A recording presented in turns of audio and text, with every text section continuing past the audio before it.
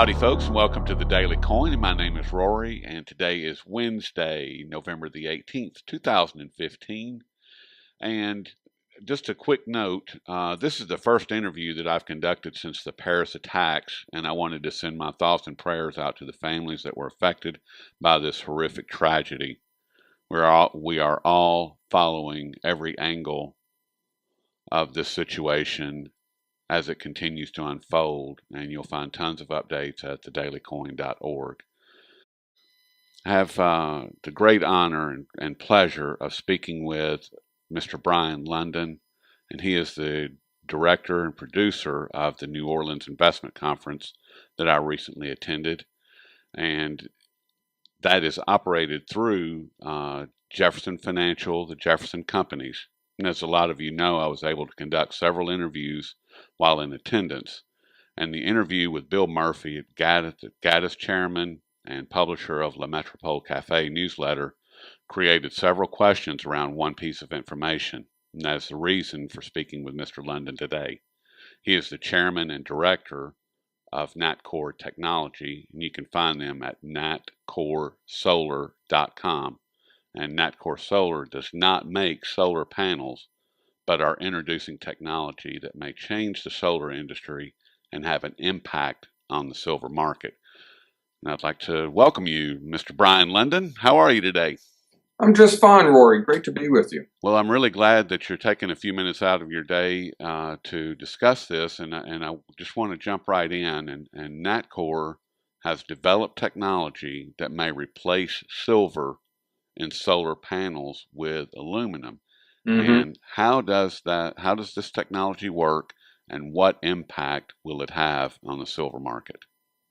Well, I'm limited in talking about how it works by both my technical knowledge and ability, as well as our desire to protect the intellectual property to some extent, although patents have been filed, and we have a good feeling that every aspect of it is protected. Okay. But speaking more generally, what we've been able to do is use lasers to make a very highly efficient and ultra efficient solar cell structure easily manufacturable. Just backing up a bit, the world record for efficiency of a silicon solar cell was set by Panasonic and Sanyo with a cell that reached 26.5% efficiency, and that's the record. And no other cell has come close to that. But that cell structure is extremely expensive to manufacture, and it's actually never been put into mass manufacturing because of that. It's a very complicated structure. The production process is convoluted, and there really wasn't a whole lot of hope that it could be mass manufactured. Well, I say we, but our scientists operating at our lab in Rochester, New York, were able to use lasers to greatly simplify that process.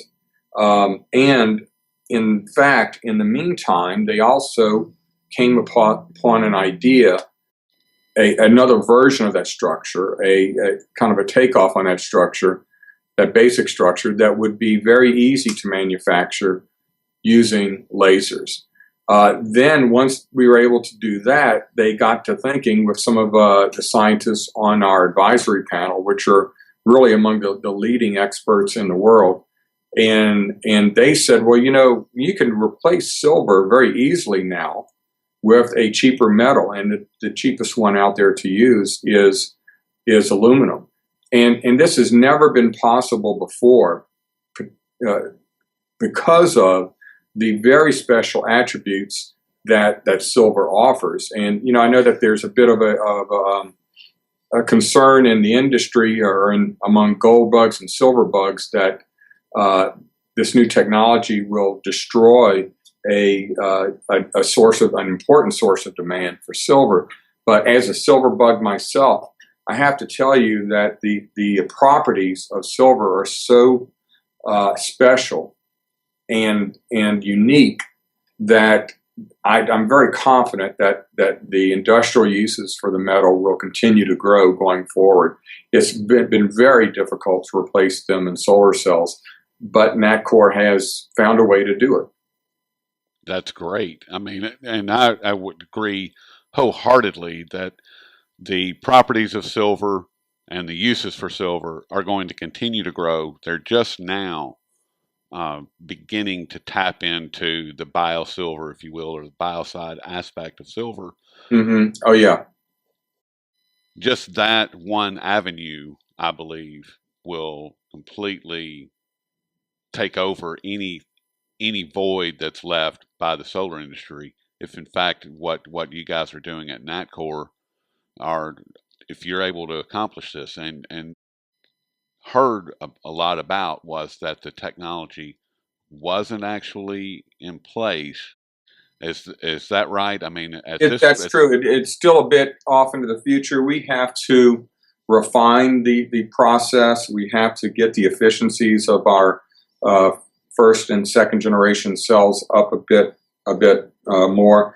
But one of the key aspects is that of NACCOR in particular is that once we are able to do that, then things will move fairly quickly, because our model, our business model, is not to manufacture solar cells, because that's a business where the margins are collapsing, where it's kind of a dog eat dog commoditized world. What we're going to do is license our technology plus the equipment and the materials necessary to make these cells to any and all comers. So we don't really care who the winner is going to be in the solar cell market, because we're confident that we're going to be selling to those winners. So we'll ramp up fairly quickly, and you'll have many companies working to implement this technology. So it will ramp up fairly quickly once we're able to get to that stage. We expect to happen over the coming year. And I'm sure that you're familiar with, I would think you would be, with the solar programs that China and India have in place right now. And China has vowed and is probably going to exceed the 100 gigawatts by 2020. And Yeah. India has implemented a very similar program, and China is actually, I've got a great contact in Beijing, and he has done some unbelievable research to discover that China has actually been importing uh, quite a bit of the silver ore and refining it down themselves. Mm-hmm. And do you guys see what you're doing impacting that aspect? I mean, is that something that you guys are going after, or how is what you're doing going to play into what's happening there with those two gigantic programs? Well, China in particular is a market that you can't ignore if you're a solar technology company like we are. China is not only the largest producer of solar cells, but they're also the largest consumer, and growing in both aspects. But an interesting thing has happened over the last year or two, in that China has started to roll back its subsidies of its solar cell companies. There are some hundreds of companies that are now being consolidated, and the vast majority of them have been cut off from any support from the government. It's just gotten too expensive for China to subsidize those companies, and their previous plan to try and establish or grab global market share. So what's happening now is that companies need technology even more so. They cannot lower production costs and deliver suboptimal solar cells and grab market share. They have to have highest efficiency cells. And the economics of solar are such that efficiency beats everything else. You can only get so low on your production costs, and then you really get the big advantages by increasing efficiencies. And that's the sweet spot that we're going to be in. And as I said before, we're going to be licensing the technology. We have talked to a number of large Chinese firms, and actually have some agreements with Chinese firms in place. So we're on the verge of commercializing not only a technology, but locking up licensing agreements that will provide substantial revenue to Natcor. I may be about to make a lot of people angry, but I'm very excited about what you guys are doing. Well, I think that Natcor offers silver investors, and silver bugs, almost by definition, are looking for a more of a kick to rising precious metals prices. They're more speculative than gold bugs, as it were. And Natcor, I think, is a kind of a speculative investment that allows them to get those kinds of gains that they were hoping for. Because if we're able to do what we think we're able to do, then the potential is really as good or greater than anyone could imagine from silver itself. I would agree with that wholeheartedly. I mean, I think that what's going to happen once again is that you guys are actually, once this gets into place, and it sounds like you're very close to getting everything refined and down to where it needs to be in order to roll it out. Within, I'm just going to throw it out there. I don't know that this is true, and you may be able to help me with that, but it sounds like maybe 2 to 3 years, and you guys will be up and running full steam ahead with it. Is that about right? Yeah, I would think so. If not well before then. Okay, so as you are well aware, Brien, right now, I mean, we've got mines that are shutting down. We've got mines that are slowing down. All of the low-hanging fruit is gone. These guys are high grading their mines right now because of the pricing. So I've been asking this question for at least 2.5 years. I mean, where is the silver going to come from in the future? So if we've got all of these mines that are in distress right now, that's only going to help if you free up some of that silver supply. I mean, because the bio side is not going to go away.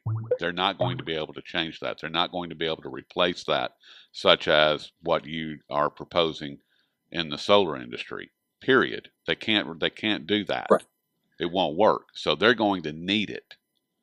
Yeah, and the whole story for silver is and always will be monetary demand. In my opinion, I'm a big gold bug and silver bug, and of course have been for decades. But in my experience and in my opinion, any silver price above, say, $8, $9, $10 an ounce, all of that's monetary demand, and that's what creates a silver price where we are today or much higher is demand for it for monetary reasons. The industrial demand for silver really is, because it's such of a byproduct of other metals production, it gets a lot more complicated, and industrial demand can never drive, in my opinion, silver prices up to the levels that we're all expecting. And I certainly, as a silver bug and a gold bug myself, I'm expecting things to go a lot higher. I'm expecting those exchange rates to be more reflective of where they should be, in my opinion. And that's the exciting part of the story, is that the monetary factors will drive silver to far higher levels than it's ever been, not just in nominal terms, but in real terms. And that's the exciting part for us as silver investors. Exactly. And is there anything that we need to know about Natcor and what you guys are doing that you can share that we haven't covered already? One of the interesting things, I should have mentioned it, but high efficiency is a big winner, because we're aiming to get low cost or very affordable cells that produce well over 20% efficiency. And our research from our scientists show that getting a cell over 20%, and one that can be widely installed at a very affordable cost, if you can get it over 20%, that means that you can take the average home in North America completely off the grid. That's factoring in the average roof area, the average latitude, sunshine, all of those things. There's a lot of variables involved, but it has to be over 20% before you really take most homes in North America and give them the capability of being completely energy independent. And if that, with the technology that you guys are developing and bringing the cost down, I presume that those cost savings will eventually be. Yeah, yeah, it's a kind of a thing where, you may want to stay hooked up to the grid, you may want to sell some power back, but, you know, in combination with battery installations like Tesla is producing, Yep. it would be at a cost. It may not be cheaper than staying hooked up to the grid, but at some affordable cost, you'll be able to be completely independent and never have to worry about what happens outside your home. Well, I'm presuming that if one of the more costly components of a solar panel drops by 30 or 40%, then that has to translate in a drop in the retail price. Yes, absolutely, and more importantly, yeah, and then it all factors into your cost per watt. And there's, we don't have it refined enough to get it down to a couple of decimal points or even very exact at all. But our kind of wet finger in the wind estimations are that we would be able to deliver more than a 30% benefit to cost per watt. And these companies right now are killing themselves for fractions of a single percentage of improvement in cost per watt. And they actually figure they have to get 0.6% of an improvement in cost per watt annually, or they're out of business. Wow. So when we come up with a solution that gives them 30% or more advantage in cost per watt, they're forced with the decision to either adopt our technology or go out of business, because their competitors will adopt the technology. That's exactly right. And because, once again, they'll be able to push more product, because that product will, if it comes down 15%, 20%, that's going to be a huge impact on who is actually able to afford it and who is actually able to bring it online in their life. Yeah, absolutely. So that's wow. That's very exciting. That is very, very exciting right there, Brien. Seriously. We're trying to get the story out. We're at a very low level in the share price, and we've been pretty volatile. So anybody who's ever bought the company at around these levels has subsequently had the opportunity to triple their money or more. And we feel where we're going from here on out, we'll be able to do that. Go to the website, sign up for NatCore's contact list for more information, and watch the news flow. It's listed on the Toronto Venture Exchange. The symbol is NXT, and we're also listed on the OTCQX exchange in the U.S. So go to the site, NatCore, NATCORE, solar.com, and learn more about us. And we're always ready to answer questions, but it's a very exciting point in the company's evolution. I would agree wholeheartedly, and I'll provide links in the description box below the video for all this, so that you guys will be able to easily get to it and sign up for it and find out a little bit more about what's going on. And I want to change gears I'm not going to take up much more of your time, Brien, but I do have a couple other questions away from this. And as the director, producer of the New Orleans Investment Conference, what was your biggest takeaway from this year's show? I think I was most impressed. I'm always impressed every year. We set the bar so high, and then the actual event seems to exceed it every year. But I was very impressed by the excitement of the attendees and the interest of the attendees in actually buying at this bottom. I kind of set it up in my pre-conference communications and opening remarks that this is an opportunity for precious metals investors and resource stock investors of the kind that only comes 2 or 3 times in our investing career.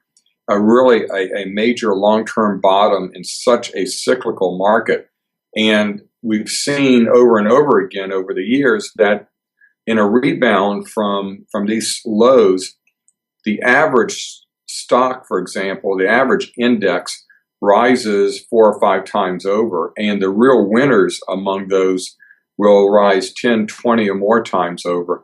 And that's the kind of opportunity we have right now for people who have the cash and the courage to invest at these low levels and have and are patient, willing to wait a couple of years if it takes that.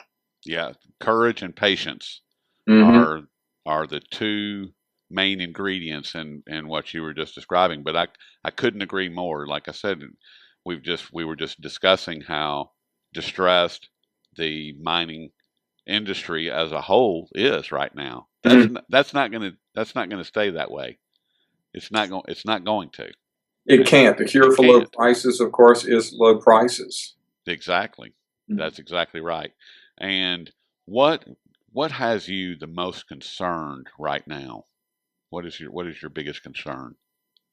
For the metals or Just for in general. I mean, what bothers you, or what are you keeping an eye on as far as either global or national or even local events? I mean, as far as things that really have your attention.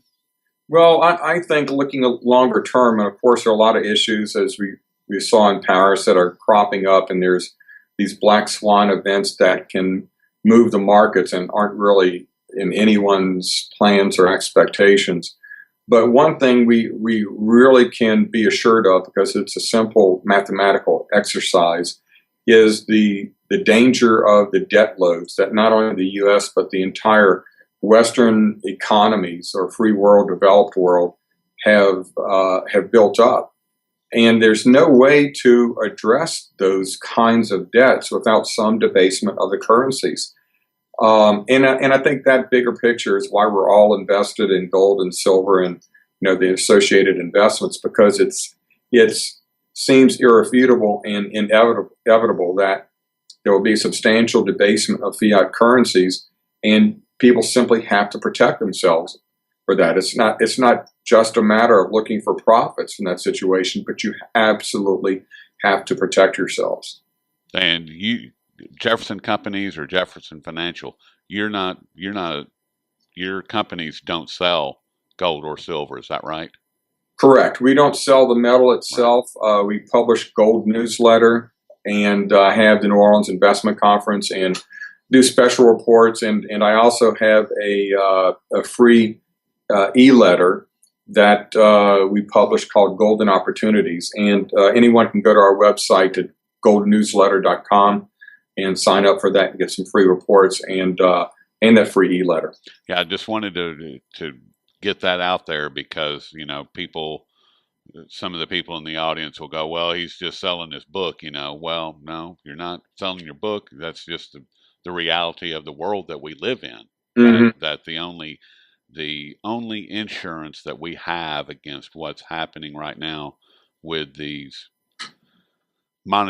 so-called monetary policies, as you said, globally, is gold and silver, and that's it. That's all that we've got. I mean, in my opinion, that's what my research shows. Yeah, And that's true. And there's so many different ways to invest in it. And one of the things that people will get for subscribing to our free e-letter is our free report, Investor's Guide on Gold and Silver, that describes all the best ways to buy it, from physical through ETFs or stocks, etc. okay, And it's completely objective. I even my so-called competitors in the industry are good friends of mine, and I tell in that report I reveal who the best are at what they do. sounds great. One last question, then I'll let you get back to your afternoon. And aside from being a success in business, what motivates you to continue doing what you're doing? Oh, that's an interesting question, Rory. I guess as it is with most people, just trying to build a solid financial and healthy and spiritual future for my family. I like it, and that's it. That's what I want to hear, because It's a highly personal question, and I like asking it because it's unexpected and Right out of left field. it only has to do with Brien. Right. Well, we've been speaking with Mr. Brien Lundin, who is the director and chairman of Natcor Solar, Natcor Technology, and he's the director and producer of the New Orleans Investment Conference, held annually for the past 41 years. And Brien, is there anything you'd like to leave the audience with? No, I think we pretty much covered it all. But thank you, Rory. It's been a great pleasure to be with you as always. Well, I'd certainly appreciate it, and I hope we can do this again in the not too distant future. Anytime. All right, thank you so much. Right. Well, that wasn't too painful, was it?